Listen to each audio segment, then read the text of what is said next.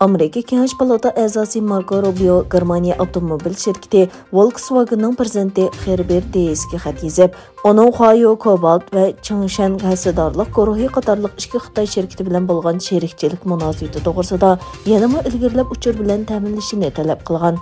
Rubioning xatida ta'kidlashicha, bu ikki shirkat Xitoy Kompartiyasining Uyg'ur avtonom rayonidagi Uyg'ur musulmonlarga qaratilgan irqiy qirg'inchilik va Demokratik Kongo Jumhuriyatidagi odam atkazchiligining qurboni bo'lgan bolalarni majburiy emgakka selishni ichiga olgan dunyo miqyosidagi qo'rqinchli kishilik huquq dafsandichiligiga ishtirok qilgan ekan. Xitoy poytaxti Beyjingda yuqumlanuvchilarning shiddat bilan ko'payishi doiralarni oshkun qarorlarni ilishga majbur qildi.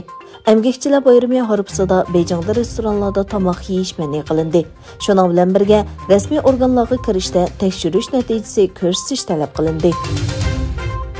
Rossiya Gazprom shirkati Moskvaning Yevropa Ittifoqi davlatlari va Turkiyaga qilgan tabiiy gaz eksportining bulturqiga o'xshash mazgildigiga selishtirganda 26.9% tuvanlaganligini e'lon qildi. Shuning bilan bir vaqtda Serbiya turbi liniyasi orqali Rossiyadan Xitoyga tabiiy gaz eksporti bu yilning oldingi 4 oyida 60% oshdi.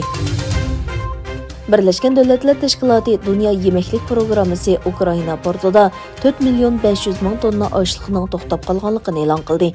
Munosabatlik bayonotda dunyoning saqlangan bu açlıqlarga muhtoj ekanligi ta'kidlandi. O'zbekistonda 65 mahbus ro'za hayit munosabati bilan Prezident Shavkat Mirziyoyev imzolagan farmon bilan kechirim qilindi. Farmonga asosan kechirim qilinish doirasida 65 mahbus nafga erishidi. Buning ichida 41 mahbus qo'yib berildi, 24 mahbusning jazo muddati qisqartirildi. O'zbekistonda milliy va diniy bayramlarda jinoyatga pushaymon qilgan va asliga kelish yo'liga mongan mahbuslar uchun Prezident tarafidan kechirim e'lon qilindi.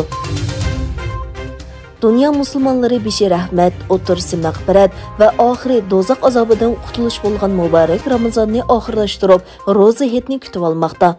Do'stlik, mehr-muhabbat, qarindoshlik va ijtimoiy munosabatni kuchaytirishning vositasi bo'lgan muborak ro'za hayitni tabriklaymiz. Uyg'ur televiziyasi bo'lish sifatimiz bilan izilgan Sharqi Turkiston boshchiligida butkul islom dunyosining muborak bayramini tilaymiz va hammalarning bayramining tinch va baxt ichida o'tishini umid qilamiz. Ro'za hayitinglarga muborak bo'lsin. Biz barliq zulmga uchirgan musulmonlarning, jumladan Xitoy zulmi ostidagi xalqimizning eng tez fursatda hurlikka erishishiga tilakdoshmiz.